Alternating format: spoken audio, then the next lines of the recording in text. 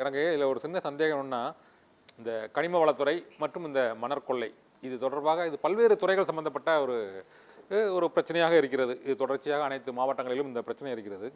ஒரு VAO, RI, tahsildar, அதுக்கப்புறம் RTO, DRO, மாவட்ட ஆட்சியர், காவல்துறை ஆய்வாளர், இப்படி ஒரு கிட்டத்தட்ட ஒரு 10 துறை அதிகாரிகள் இது தவிர கனிம வளத்துறை அதிகாரி என்று பல்வேறு துறைகளும் இருக்கிறார்கள்.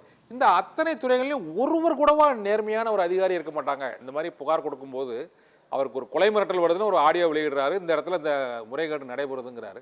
இதில் கிட்டத்தட்ட ஒரு நம்மளோட சிஸ்டத்தில் தொடர்ச்சியாக பல்வேறு அந்த நிர்வாக அதிகாரிகள் இருக்கிறாங்க. இல்லை ஒருத்தர் கூடவாவது இதை தடுக்கணும், இல்லை இதை நம்ம நடவடிக்கை எடுக்கணும், இல்லை குறைந்தபட்சம் நீங்கள் சொன்ன மாதிரி அவருக்கு ஒரு பாதுகாப்பு வழங்கணும்னு யாருமே அதை சிந்திக்கலையே சார். எனக்கு இதே சந்தேகம் தான் அந்த முறப்பநாடு விஏஓ அந்த லூர்து பிரான்சிஸ் மேட்டர்லையும் அவரும் இந்த கடுமையான நடவடிக்கைகளை எடுக்கிறார். ஒரே ஒரு நேர்மையான அதிகாரி ஒருத்தர் எடுக்கிறாரு, அவர் கொலை செய்யப்படுகிறார். ஏன்னா இதில் அந்த அதிகாரிகள் கிட்டத்தட்ட கனிம வளத்துறையில் இருந்து, காவல்துறையில் இருந்து, வருவாய்த்துறையில் இருந்து, அது கிராம நிர்வாக அதிகாரி வரை அந்த அவங்க வரை இந்த தவறு சுட்டி காட்டப்படுகிறது படிப்படியாக. இந்த மாவட்டங்களிலும் ஒவ்வொரு மாவட்டங்களிலுமே இது போன்ற அந்த ஆற்று மணல் கொள்ளையாக இருக்கட்டும், இந்த மாதிரி திருமயத்தில் நடந்த அந்த கனிம வள முறைகேடு தொடர்பான புகார்களாக இருக்கட்டும், இந்த புகார்கள் அனைவருக்குமே அது வழங்கப்படுது. அது தொடர்பாக ஒரு அபராதம் விதிக்கப்படுவதாக ஒரு அறிவிப்புகளும் வெளியாகிறது. ஆனால் அதற்கு பின்னர் இது போன்ற கொலை சம்பவங்கள் நடைபெறுவது, இந்த மாதிரி சமூக ஆர்வலர்கள் தொடர்ச்சியாக இது போன்ற முறைகேடுகளை தடுத்து நிறுத்த வேண்டும் என்று புகார் கொடுப்பதற்கே ஒரு அச்சமான ஒரு சூழ்நிலை ஏற்பட்டிருக்கக்கூடிய நிலையை தான் உங்களுக்கு கேட்குறேன். இதில் ஒரு அதிகாரி கூட ஒரு நேர்மையாக இருந்திருக்க மாட்டாங்கன்னு நினைக்கிறீங்க?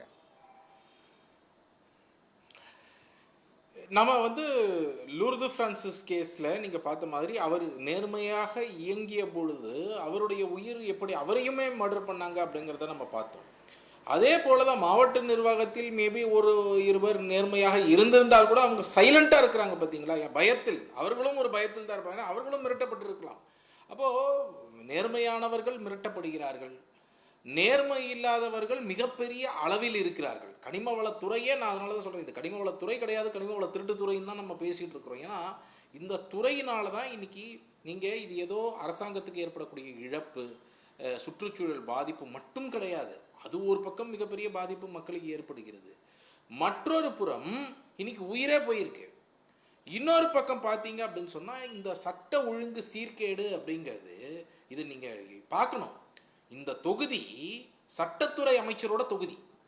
சட்டத்துறை அமைச்சராக இருக்கக்கூடிய ரகுபதியோடைய அவருடைய தொகுதியிலேயே சட்ட ஒழுங்கு இந்த அளவிற்கு சீர்கெட்டு இருக்கிறது அப்படிங்கிறத நம்ம பார்க்கணும். கனிமவள கொள்ளை அப்படிங்கிறது சட்ட ஒழுங்கை மிகப்பெரிய அளவில் சீரழிக்கிறது அப்படிங்கிறத நம்ம பார்க்கணும். அது ரொம்ப முக்கியமாக சட்டவிரோதமாக செய்யக்கூடிய இந்த வேலைகள், ஏன்னா 5 மடங்கு 10 மடங்கு செய்யும் பொழுது அவர்கள் நூற்றுக்கணக்கான கோடி ரூபாய், ஈவன் இந்த இடத்துலையே கூட லைசன்ஸ் இல்லாமல் அவங்க நூற்றுக்கணக்கான கோடி ரூபாய்க்கு அவங்க கனிம வள கொள்ளை அடிச்சிட்டு இருக்காங்க அப்படிங்கிறது தான் ஜகபர் அலி வெளிக்கொண்டு வந்திருக்கக்கூடிய விஷயமே.